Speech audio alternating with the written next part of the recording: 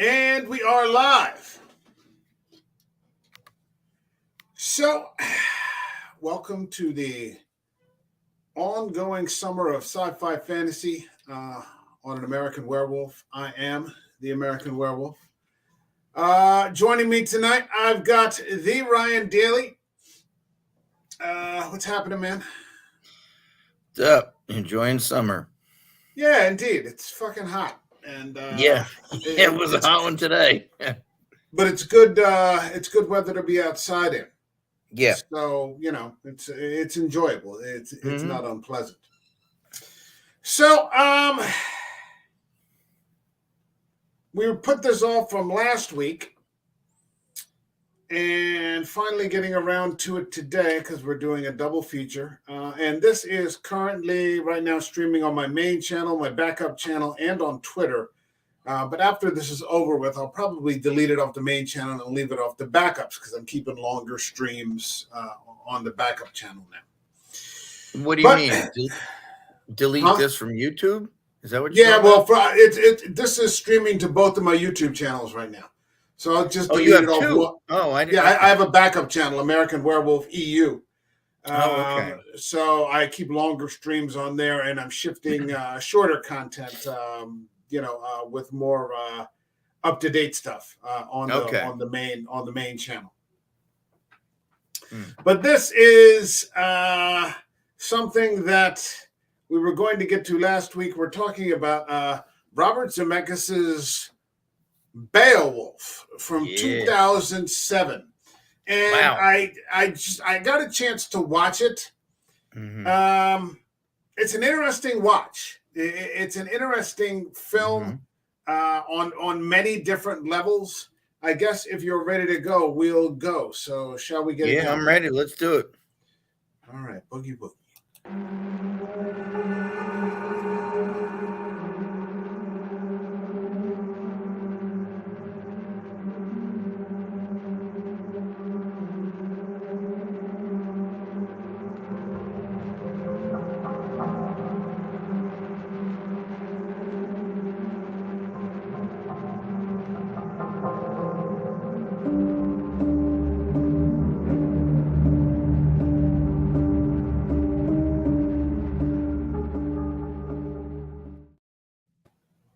So, before we get too deep into it, why don't you tell me your cursory impression of 2007's Beowulf, directed by Zemeckis?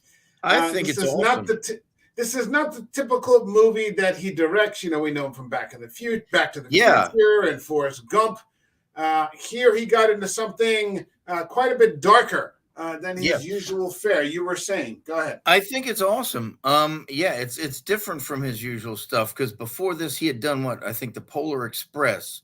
I never saw Polar Express. And he dabbles in this kind of, a lot of his movies now are this kind of animation, whatever kind it is, where he uses like motion capture basically. Yeah. This is his best though, honestly, of that crop of movies, because he did Polar Express, he did this one, he did that really atrociously bad version of A Christmas Carol with Jim Carrey. Oh, was that him? Okay. Yeah, and this is the best of the three. I don't know if he's done anything since. I kind of lost track of him. Yeah, but this movie's awesome. I saw it in the theater. I've seen it dozens of times. I used to show it to my students when we would study Beowulf. So yeah, it's an awesome retelling. It's an interesting interpretation of the classic tale, which is well over 1,000 years old, I would think. Yeah, the oldest. I think it's the oldest epic, maybe something like European epic, something like that. Okay, and it's got a great cast. It's got an A-list cast. You've got Ray Winstone in the title role as Beowulf. You've got Brendan Gleeson as his number one Wiglaf. Yeah. You've got Sir Anthony Hopkins as Hrothgar. Anthony and Angelina Jolie as the mother of Beowulf. And Grendel's mother. Grendel's mother, excuse And me. I Yes. thought that was an interesting casting choice, you know, of having her as Grendel's mother. Well, at the time, I mean, that was peak Angelina Jolie, period. Yeah, She was, topping the yeah, lists of yeah, hotties. yeah, And this idea that she was just going to be, for all intents and purposes, completely naked, yeah, was, and people were like, whoa, that's going to be something. yeah, Um, but I mean, you've got a lot of good people. You've got John Malkovich, you've got Robin yeah. Wright Penn, you've got some really, really stellar A-list people here for this Let's not classic. forget, let's not forget Crispin Glover as Grendel. That's right. That's right. Crispin Glover. Yep. And we'll get into that. But I Yeah. mean, it's interesting in the sense that it portrays the protagonists, so to speak, as extraordinarily flawed. Oh yeah. They're very. I mean, this is during I think what was it, 507 A.D. in Denmark. Yeah, That's something like the that. time that it takes place in, so beginning of the 6th century. Um, and you've just got these kings that are drunkards and liars, and I mean, you would think in a there's a way to go at this. He didn't have to do it this way. It's not necessarily a criticism, but I'm thinking of the 13th Warrior, Oh, which is okay. also a fantastic from McTiernan interpretation of Beowulf, where you have the character Bulvi, Yeah. who's very stoic. He's not a blowhard like this Beowulf is. He barely says 2 words. His people do most of the talking, and he sort of gets the final decision. They talk it out, and then he just nods or shakes, and everybody just sort of moves. This is an extraordinarily group of flawed people from Hrothgar, portrayed by Anthony Hopkins, who sort of brings all this onto his own people. Oh yeah. Yeah, that's an interesting twist to the epic. Yeah. Now they make it into a curse. It seems. I wonder why they chose that narrative decision, because if you've ever read the poem, yeah, it's just an adventure thing. And so he kills Grendel. Yeah, it's very straightforward. Yeah, he kills Grendel's mom, and then he kills the dragon, and he dies, and that's it. So it was an interesting narrative choice, having it be a curse. And yeah, with these characters, there's no likable characters except maybe Wiglaf. Yeah, I think Wiglaf is the only one who's likable. Well, I mean, the curse is human frailty. Yeah, that's true. The curse is hubris. Mm-hmm, yeah. The curse is infidelity and and secrecy. And lies. That's honestly the curse.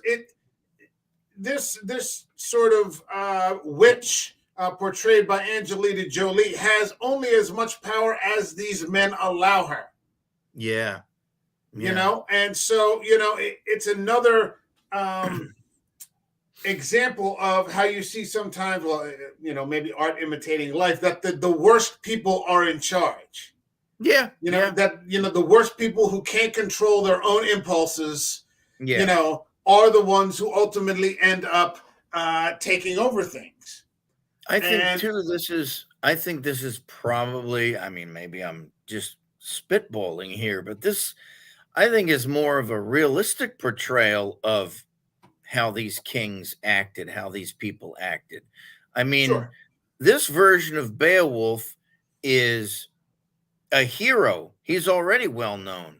He's the flavor of the month. So he walks around like his shit doesn't stink, and we find he's very arrogant. He's very arrogant. And he talks about, the things that he's in it for, or gold and lust and power. Yeah. And but then we find out that he's full of shit.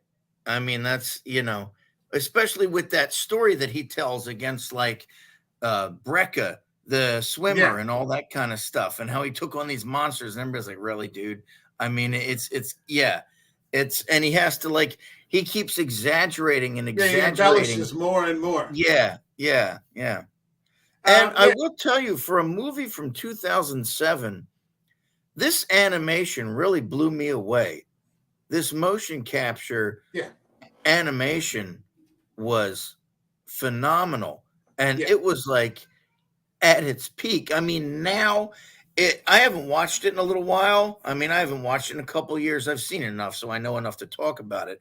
But it seems like now it might be a tad bit dated, but it probably still holds up for the most part. I think it looks a lot better than a lot of the volume and CGI Oh yeah, things that we get yeah. nowadays. Well, and Um, I think there's a difference between motion capture and just plain old CG.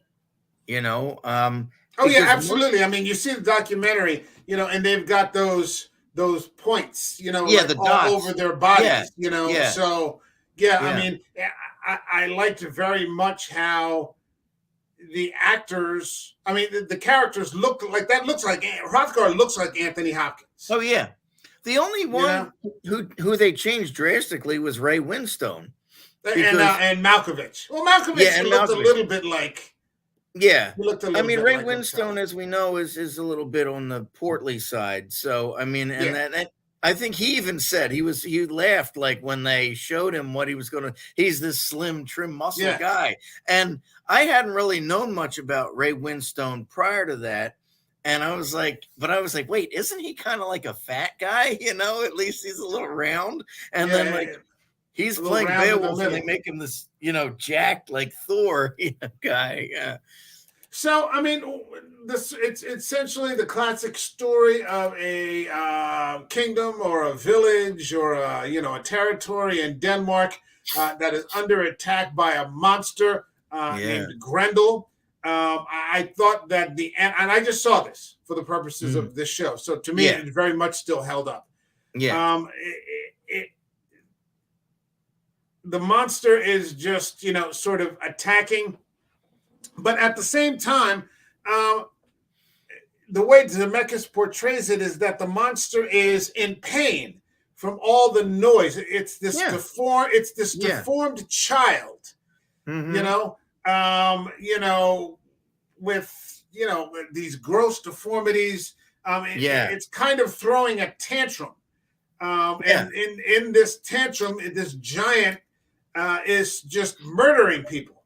Mm-hmm. But of course, it turns out that this is not just a monster, it's Hrothgar's son. Yeah. This Yeah. is the heir to Hrothgar's throne. Yeah. And Hrothgar, in his vanity, and I guess in his lust, and in his Mm-hmm. unwillingness to control his own impulses, he already has a young wife. Yeah. Yeah. He's young, and she's kind of grossed out by him because he's just Yeah. drunk all the time, and he's always pulling on her, and Yeah. she's already pissed off because she already knows about the infidelity with Mm-hmm. Grendel's mother.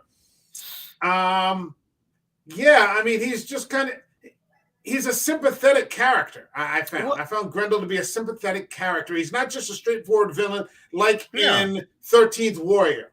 Yeah. And well, and if you think about it in Grendel's perspective, and I remember a fellow teacher saying this to me once, and it kind of puts it in perspective. Well, picture yourself as the downstairs neighbor of some really noisy people living above you. You get pissed off every night if they threw parties all the time and were loud and this and that and the other thing. Grendel, it's kind of the same deal with Grendel. He gets tired of hearing them party constantly. And like you said, he just throws a tantrum and he goes nuts on them because he can't get any peace and quiet. And well, he's also living in this filthy cave. Yeah, yeah, and he's deformed, and it looks like he's in pain. Yeah, these deformities are painful. Yeah, and he's just treated as a thing, to be killed. And yeah, these villains, or at least this particular villain, and then later when we get to towards the end of the story, these heirs to the throne have a legitimate grievance. Oh yeah, definitely. Yeah. They've been outcast and discarded, and they're treated as monsters, when in reality, none of this is their fault. No, and that's the thing. Like this, obviously, the whole making Grendel Hrothgar's son was done for the movie, Right. because none of that is in the story. But yeah, I thought it was an interesting casting choice because Crispin Glover is quite odd from what I've heard, just people who've worked with him. And I mean, and I think so he fits this perfectly. And what I thought about what was interesting when he speaks, he's speaking in Old English. Yes. It's what the poem was written in.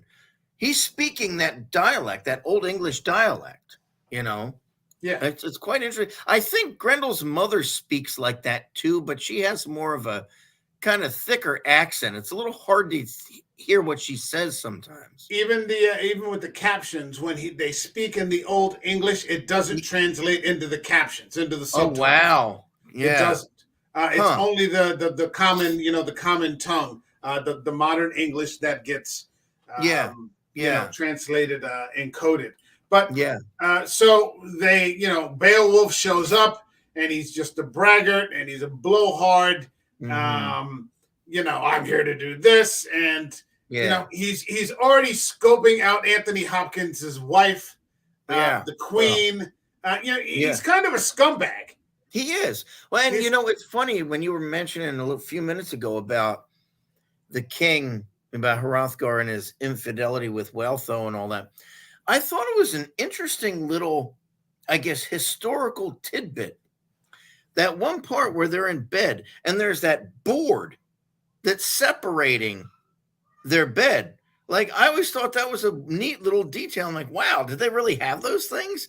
And, where there's that plank there separating them, and he moves it out of the way so he can sleep with her. And I'm like, wow, that's pretty, it was just a neat little detail. It's it's a damn good movie. I'm sure they probably did a fair amount of research. It is Zemeckis is a serious director. Hold on a second. We've got Eric, and he says, you mentioned Crispin Glover and I appear. I love him as an actor, and I need to see this. The animation looks great. He's never seen this? No, Eric has a lot of catching up to do on things. I don't think that this is currently streaming. It's on Pluto TV. Okay.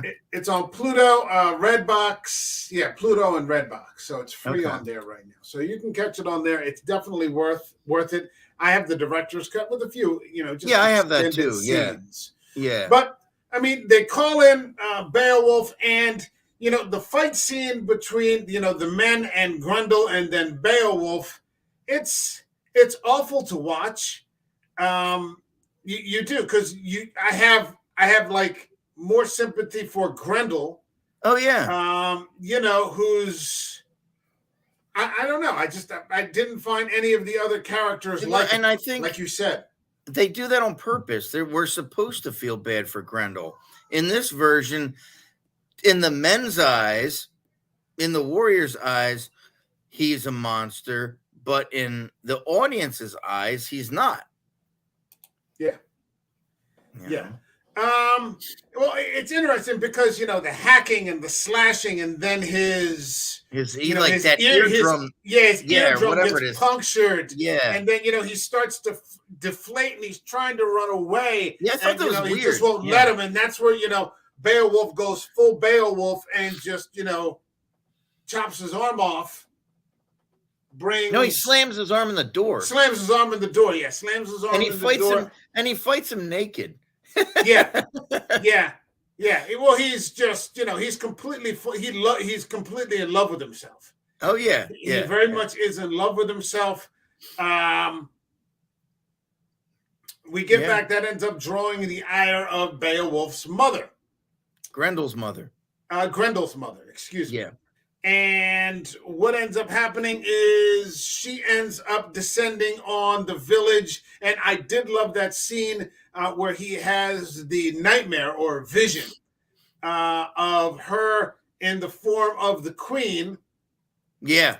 he wakes up and all of the bodies are strung up in the rafters. Yeah, yeah. She's killed them all while he was sleeping, or she cast a spell on him Or he and was did passed out something. drunk or whatever. Yeah, or passed out drunk, and he wakes up and everyone is dead. What I thought was cool about Grendel's mother in this is, first of all, the atmosphere of those scenes is perfect. It's this creepy, dark, dank cave. But what I like about her is that we catch glimpses of what she really looks like in like the reflections of the puddles and the pools and things like that. We kind of see, we never get a full-on glimpse of what she looks like. She's never almost like a fish. Yeah, she looks kind of like a weird fish type creature, but there's never, it's never clear. And I like that because, everybody has their own interpretation of what Grendel's mother looks like. So I think it was I thought it was a strange choice, but probably inspired to make her a shapeshifter and a almost like a succubus in a sense. Yeah. Because she seduces these men as a naked woman covered in gold with weird high heel shoes. I love that. I love that she came out with the spike pumps. Yeah, and I like that her ponytail is almost like a snake tail or something. Yeah, there's something reptilian about it. Definitely. It's not just the. Go ahead. No, I was just going to say it's definitely an inspired choice to make her that way. It's not just the opportunity to sleep with her. She promises. Yeah. Great riches, and she promises, power, and she promises, a long reign. Things that actually do come to pass until through fate or whatever, the agreement sort of ends. Yeah. For one reason or another, she never mentions that one day it's just going to end. And on that day, then the violence is sort of just going to rain down because they have an agreement until Grendel attacks. Yeah, I thought it ended when Grendel was killed. I don't know for certain. I think it ended before that. I would argue that. I would argue that the agreement. Well, I mean, because there's always the issue of the golden the horn. Yeah, the golden horn. Yeah, that sort of piece of treasure, and Anthony Hopkins already has it. Yeah. So that could be an indication that for one reason or another, the agreement has already ended. Because she tells him, if you leave this with me, then I will give you these things. You can sleep with me. So basically, he's on borrowed time. I guess we can interpret that to mean like when he found out that Grendel was going to be some deformed monster, he kept the thing to break his promise. The deal, break his promise, maybe. Yeah. And then just eventually, fate ended up just, having everything just crash in on him. Eric says it's also free on YouTube. Mm-hmm. Okay. And he said, I read that this animation is actually a lot of motion capture. Yeah, that would make the action and violence seem really, it's very, very graphic. Oh, yeah. When filming. I'll have to look at some of the behind the scenes stuff. Yeah. Because like you see him pull, Grendel pulls the head off and just starts drinking the blood. Yeah. Or at one point, he actually bites someone's head off and just starts chewing. Yeah. It's definitely Zemeckis' most violent movie. And I would argue that Zemeckis is probably one of the few filmmakers who still uses animation, to this extent. I mean, he did, after Back to the Future is really when he got into animation, because his big movie after Back to the Future and part 2, I guess, was Who Framed Roger Rabbit. Mm-hmm. And as we know, that is a landmark achievement in hand-drawn animation.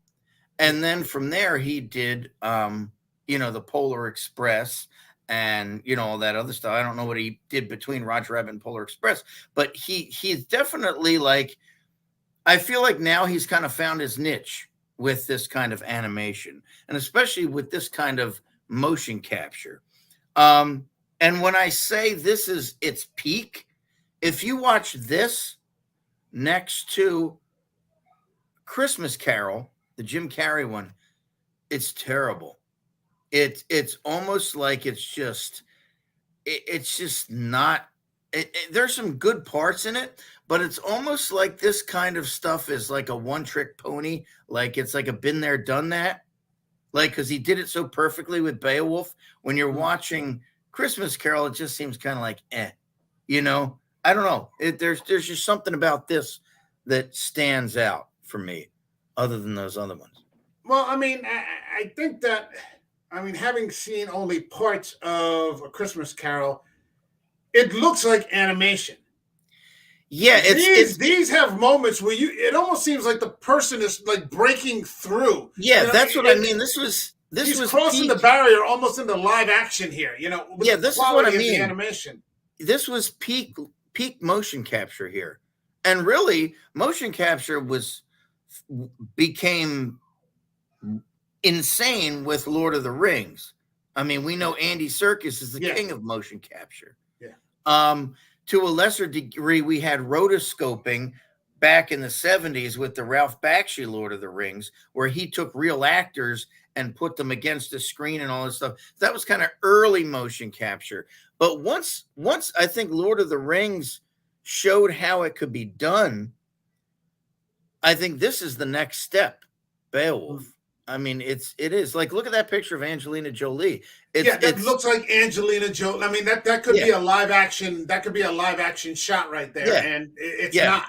Yeah, it's not. Yeah. It's I think animation. The only one of them, like I said, who didn't look genuinely, quote unquote, real was Ray Winstone. Yeah, because they made him. He looks like he looks like Bullseye. Yeah, he looks like yeah. And because they muscled him up, they made him look like Thor. But everybody else is spot on. Yeah. I mean, yeah. When you look at Brendan Gleeson, Brendan Gleeson is great as Wiglaf. Yeah, and he looks like the big burly, bearded guy. He's grouchy all the time. He sounds just like Brendan. It's Brendan Gleeson. Yeah. For all intents and purposes, Malkovich playing, the smart but not physically able guy, but who calls Beowulf out. He calls him out on his shit. Yeah. He's like the counselor. Yeah, but I thought Malkovich was a little underused in that movie. Well, I mean, he has a relatively small part compared to everybody else in the film. You know. Yeah. Well, he only plays the advisor. Yeah, Unferth. Yeah. But yeah, it was neat to see him anyway. I mean, and Robin Wright doesn't have a lot to do, but I think because back then women weren't allowed, women had very limited rights to do anything. So Wealtho is the you mean the Queen? The Queen, yeah. Wealtho is kind of 2007. What the fuck are you talking about? No. Wealtho is very much the silent queen. A lot, She is the more. She's like the North Star. To me, she's the one who knows the truth. Yeah, she speaks the truth. She's silent. But behind the scenes, she lets people know what she thinks. There's a lot she has to tolerate. Yeah. Because eventually what happens is they send in Beowulf to battle Grendel's mother, and they think, it's going to be, some monster looking like Grendel, and it's Angelina Jolie playing the succubus or the siren. The funny thing about Angelina Jolie's character is she doesn't lie. No, she doesn't at all. She tells him right away, you've got she accuses him of having glamour. Yeah. Your glamour, you have to have glamour. Yeah, you have to have hubris if you want to be a king. Yeah. You kind of have to be full of shit. You Yeah. know, okay, you want to be king? Fine. You killed my son. Give me another son right now. You know, Yeah. I'll give you wealth and I'll give you riches and I'll give you, a But long you reign. notice, And that's what she gives. As and long as you let me keep that gold, that piece of gold, yeah, we're good. She yep, doesn't really lie. It's no, not like she's tricking him or anything. He's just such a horse's ass that, yeah. he And can't get out of his own way. Same with Hrothgar. of course, the big departure from the poem and this is that in the poem he kills Grendel's mother. Just Uh, like in the 13th Warrior. yeah, yeah. Yeah. Oh, okay. See, I still have to see that. I You still watched it have to with see me. it. What? You watched it with me. I don't remember it at all. With Antonio Banderas. I don't remember it at all. Oh, and Omar Sharif and No, I don't think I did. Did I see that with you? yeah, I it don't was really, remember it at all. really, really, really. It's John McTiernan. He directed it. Yeah, I know. I'll have to see it again. I really don't remember any of it. Wow. It's really fucking good, and Yeah, it's much yeah. more of a straightforward tale about Hmm. Bolvi and his crew come to this town to defend them against Yeah, this. It sort of debunks the myths. yeah. And it's That, probably like closer to like the. this dragon is not a dragon; it's fucking cavalry that carries torches. Oh, I see. Okay. And when you get to Grendel's mother, yeah, she isn't like an ugly fucking witch, and she Mm, fucking she Bolvi kills her, but she stabs him with a poison fucking fang. mm-hmm. It's Okay. so that's such a good fucking movie. Damn it. Yeah. But he continues to perpetuate the lie.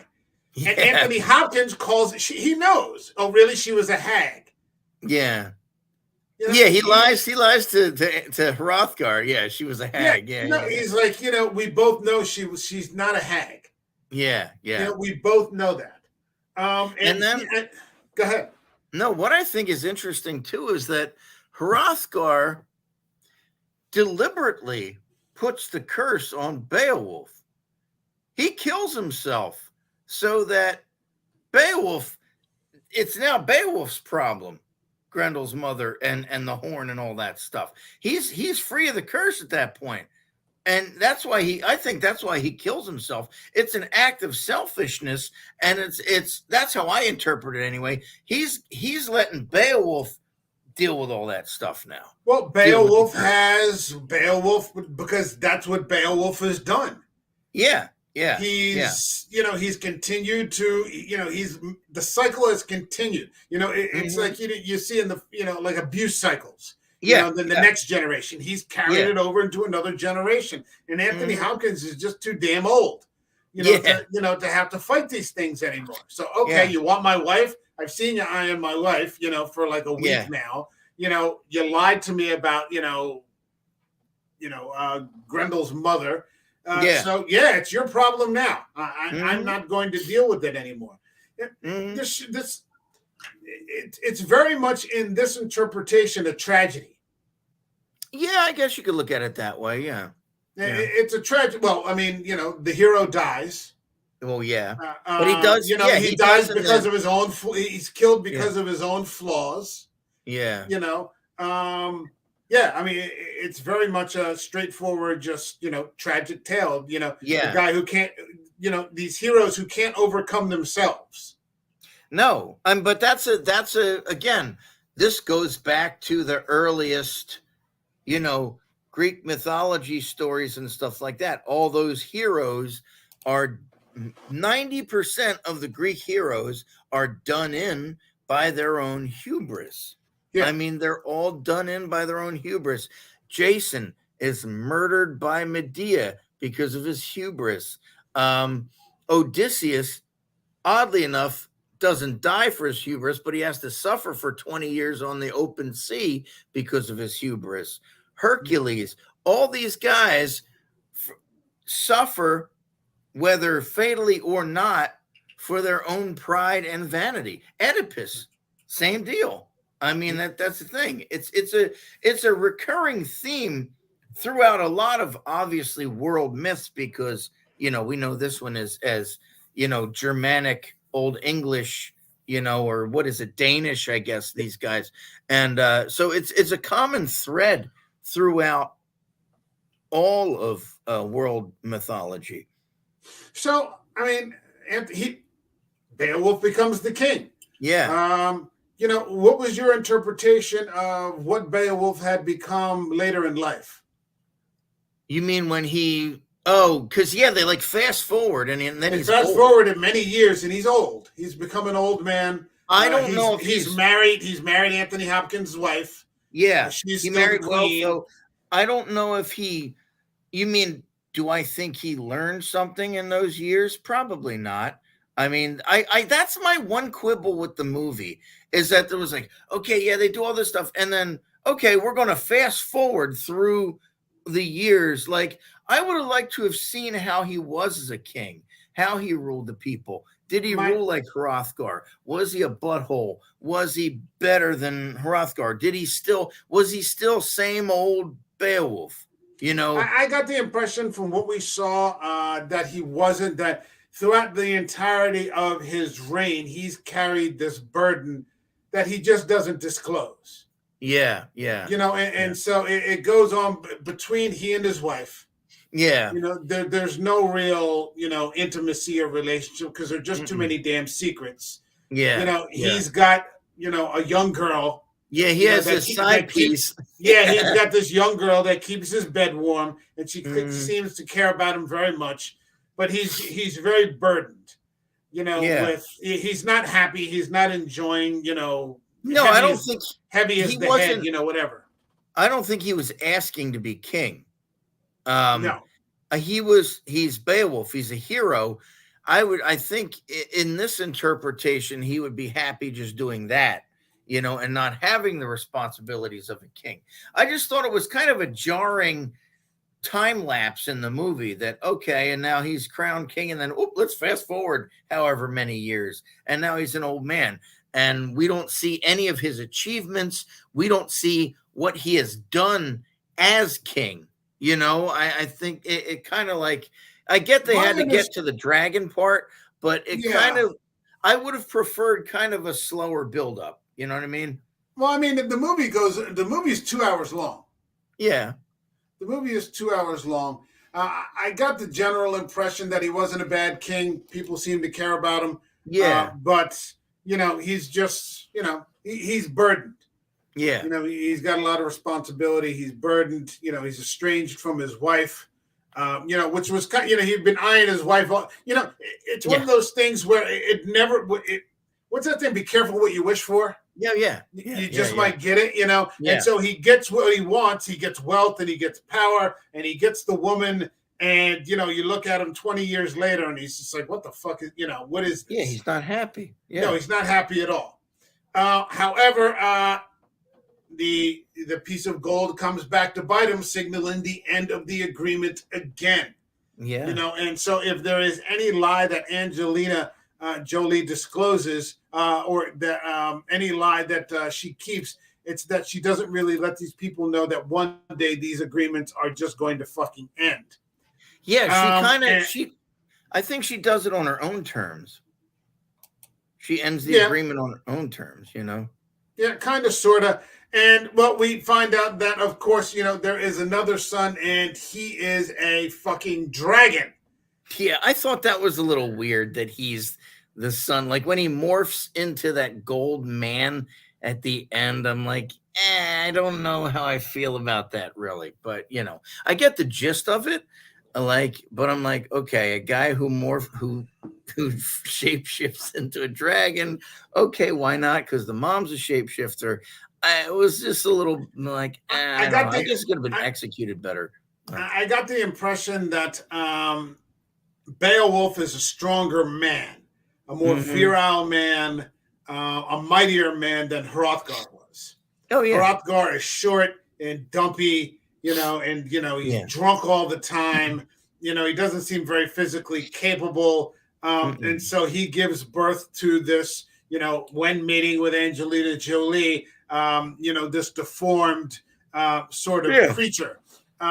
When Beowulf, who's, at the peak of his virility, mates with Angelina Jolie, they produce kind of this golden child. Yeah, yeah. That's The his, perfect. Yeah. yeah, Okay. that is what they That's are an able interesting interpretation. Yeah. to put Huh. together. Hmm. But of course, the again, cast away because it's a secret. Hmm. It's a secret, and Yeah. I think Robin But Wright's character discloses it at one point as their shame. but we don't They're ashamed of what they've done. but we don't see that in the movie.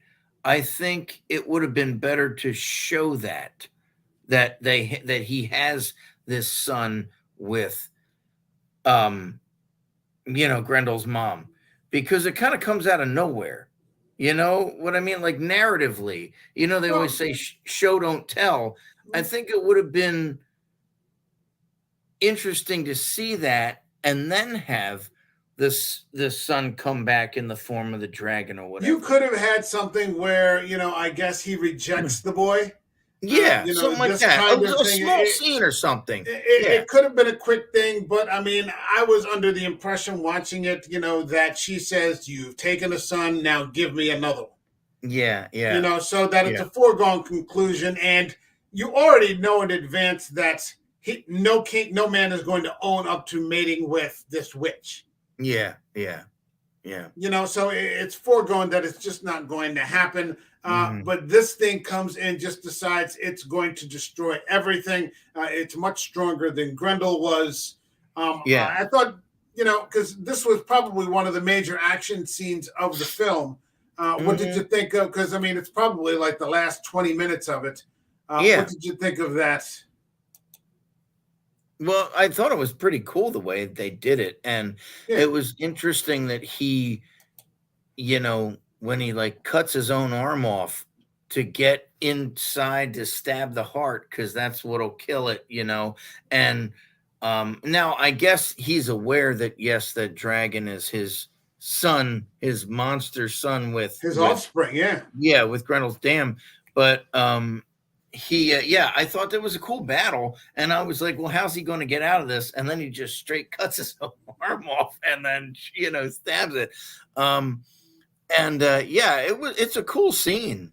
And then at the end there, when he's like laying there dead with the son, it's they have that moment, where he and then tries the to grab son. his hand. Yeah, and then the sun kind of like gets washed away or whatever in the ocean. And Yeah. then what I think is interesting is that when um uh Beowulf dies and he's on the boat there, and then Grendel's mother appears Yeah. as like this weird kind of serpentine looking, like half human, almost like you see some of her monster body, but then you Yeah. see like her human face. it's Yeah. it's really interesting that way, almost That like was he's back in her arms kind of thing. Yeah, you get the impression that there was, I mean, and that's part of the maybe that's part of the tragedy, in that, well, I don't know exactly even how to articulate that, um, that they've lived this life discarded. Yeah, And so, like I said before at the beginning of the stream, these are villains with a legitimate grievance. yeah, yeah, yeah, They're used when the kings want something from them. yeah, exactly. But then afterwards, they're just discarded and, despised by the civilization that, Yeah, they live on the outskirts with, yeah, that sort of thing. So, in a way, you end up not feeling a great deal of, I'm not even exactly sure what the word is, any good feeling towards these men. yeah. Well, and that's, yeah, and like I said at the end, it's kind of like the look on her face when Yeah, like, did she genuinely have some care for him? yeah, like she's a little like, does she pity him? Is she sympathetic toward him? Yeah, But but then the kicker is the golden horn washes up on the beach right, because she pops up from the water. right.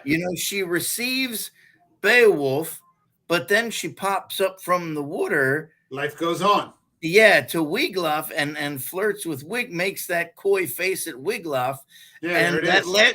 that last shot of him, that cliffhanger where he's like, is he going to pick it up or not? Is he going to pick up the horn or not? Yeah. Yeah, and he looks at her and then he kind of smirks, or He picks it up, and he walks out up to his waist in the yeah, water. yeah, And you can tell he's just conflicted.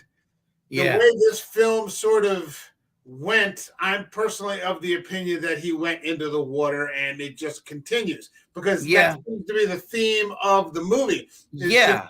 these frailty and failings that just bring doom. Yeah, it's a very Upon, cynical kind of, it's kind of a cynical outlook, I mean, and that, yeah, it's like kind of Wiglaf is realistic, like, unfortunately. yeah, and Wiglaf is like, He's he's very like the, forthright. He's very yeah, forthright he's the, throughout this movie. yeah, he's like Beowulf's boy. He's his best friend. He's like kind of his voice of reason and stuff. Yeah, He's like the most level-headed character. And then at the end, yeah, when he looks at her and it just ends like that, he's that look, compromised. yeah, yeah, Yeah, it's he's interesting. compromised. Yeah, Yeah, it's an interesting take on a classic tale. If you're looking for something much more straightforward, I would advise go with the 13th Warrior, where the yeah. heroes are heroes and the villains are villains. This is a little more complex. This is a Hmm. little more complex. It's definitely a different. I don't know many outside of this, and to a degree, the 13th Warrior. I don't know many film adaptations of Beowulf that No, exist. I'm sure some exist, but it's you don't really. It's not a story that you can adapt. Really, I think that's why they took some liberties with it. Like when it came out, I was like, really? They're doing Beowulf? There's not much to that story, because all he does, yeah, he comes in, Grendel kills the guys in the beginning. He comes in, kills Grendel's mother, and then kills the dragon, and then eventually dies. So it's just like it's very episodic, as those tales are.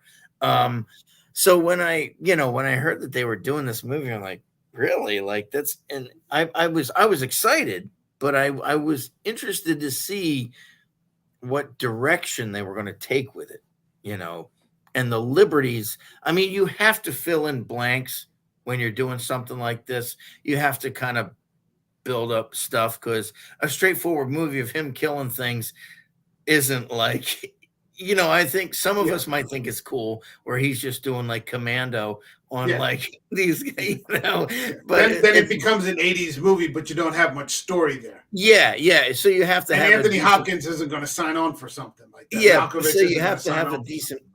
plot and characters and stuff like that. Now, I wonder if that one scene I was thinking about, going back to Malkovich's character, going back to Unferth for a minute, when he catches on that the dragon is Beowulf's son, because he's yelling sins of the father, and he's all Yeah, burnt up and yeah, everything. And I don't know if he dies after that, because we don't see him after that. But yeah, and when he's yelling sins of the father, even he knows, yeah, so it's interesting. yeah. Yeah, I mean, one would think that he probably knew about Grendel Oh also. yeah, I think he did. Yeah, absolutely. Yeah. So this was, oh, okay, you're the same as the last guy. Yeah, yeah, yeah. Okay, nothing's changed. Because he Hmm. wins him over for a while, Yeah, yeah. and then, that piece of jewelry comes forward again, and, oh, okay, we're back to I this like that again. even when Unferth is old, he still has the same servant. Yeah, and he still Like, beats him. yeah, I thought that was an interesting detail. Like, he starts out as this young guy, but now he's like this old servant. Yeah, and Unferth still beats him. Yeah, But yeah, it's yeah, yeah. interesting. It's a good movie. Yeah, it is. If you haven't seen it yet and you get a chance, go on to Pluto TV. I would advise, you can probably find a cheap copy used for $1 or something like that on Amazon or something like Hmm. that. It's definitely worth, and just popping it in every once in a while. Oh if you yeah, have some time. I It's might a give it good a movie. watch this summer just because I haven't seen it in a long time. Yeah, it's good stuff. Yeah. All right, I guess this is the point where we rate the movie. Um, this channel has a rating system of 0 to 5, so we go up from 0 to 5 by half. So 0, 0.5, 1, 1.5, all the way to 5. So 0, for example, would be I'd rather rip all my nose hair out than watch this movie again. All the way up to 5, which is this is cinema. This is the destination. This is why we watch movies in the first place. What would you give Robert Zemeckis's Beowulf? Probably, I don't know, probably a 4.5, 4.5. Okay. The animation again is fabulous. I think that's the main thing, the motion capture and the animation. This is one of those movies, I think just for that alone, this movie should be studied in animation classes. I don't know if it is, but it should be about the right way to do motion capture. And again, I look at this as the successor to Lord of the Rings, where motion capture is concerned. I think it also was, as far as Zemeckis's later movies go, it was his kind of best one, and he kind of blew his wad on it because then Christmas Carol isn't as good, and but for an interpretation of the legend of the poem, I thought overall they did a fine job. Like I said, you have to add in parts to craft a decent story and characters and all that. So 4.5. Okay. I'm going to go with a 4. Okay. I enjoyed this movie. I think, like you said, it has fantastic animation. It has a fantastic cast. I don't feel that it's moving into the cinema area, which is what 4.5 is, but I do feel that it is top tier entertainment. It is top tier entertainment. It's a nice twist to see that the heroes are flawed. On the other hand, it's very hard to find anybody in this character. I almost found myself rooting for the villains. Well, I was kind of rooting for Wiglaf up until like the end, as far as all the human characters are concerned. Yeah, but I mean, I found myself sympathizing with Grendel. Yeah. Like I said, Angelina Jolie really didn't tell any lies. No, she didn't. That kind of thing. I thought that the curse was, self-initiated. For lack of a better term. But I did think it's a very good film. I own a copy. Yeah. So, happy to pop it in at any time. I'd give it a 4. Yep. All right. Anything you want to plug? No, not right now. Okay. This channel, and I didn't make this announcement at the beginning of the stream, is partnering with Make-A-Wish New Jersey, which works with critically ill children. And we are in the process of a fundraising campaign trying to get to $5,000 by the end of the calendar year. So by 12/31, I want to get to $5,000. We have just passed 7 days. This is the 7th day, and we have raised over $700. Nice. So we are well on our way. I hope to reaching that goal every day. What's going to happen to hold up on my end, I am going to go out because I'm training for the AC Marathon, the full 26 miles, to run a 5-mile minimum. Okay. So every day between now and December 31st, 5 miles should put me just under 900-mile minimum. And so to continue to post those every day, to keep momentum going, and hopefully raise enough money so that some of these kids can get things that they wish for. I did a little research, and they were talking about, like $100 could be like an outfit for some little girl who wants to do a photo shoot. This kind of thing, or $50 could be a toy or something that they want. Maybe the opportunity to meet a celebrity, these sorts of things. So it's absolutely a worthwhile cause. The site to donate is right there. It's connected directly with the channel. So you got site.wish.org /go/American Werewolf. And you can make a donation at any time. This channel will be back tomorrow with more Summer of Sci-Fi Fantasy as we get it going with the old 1986 classic Highlander with Christopher Lambert, Sean Connery, Clancy Brown. It's going to be a lot of fun. And then on Friday, I've got an interview with film director Spider Dabrowski. Spider was on last year. It was like episode 109. I looked it up. Episode 109 he was on. And he was a screenwriter at that time, and his script was being made into a Tubi original horror film called Teardrop. Oh, okay. Now he has moved into the director's chair with a new psychological horror film that has just cast in the lead the great Eric Roberts. So that's gonna be a lot of fun talking to him about that. It'll be good to have him back on the show. So I'm looking forward to that on Friday. Okay, cool. All right, that's it for us tonight. My thanks to the Ryan Daly. We will see you all in the next video. Have a good one, everybody. See you.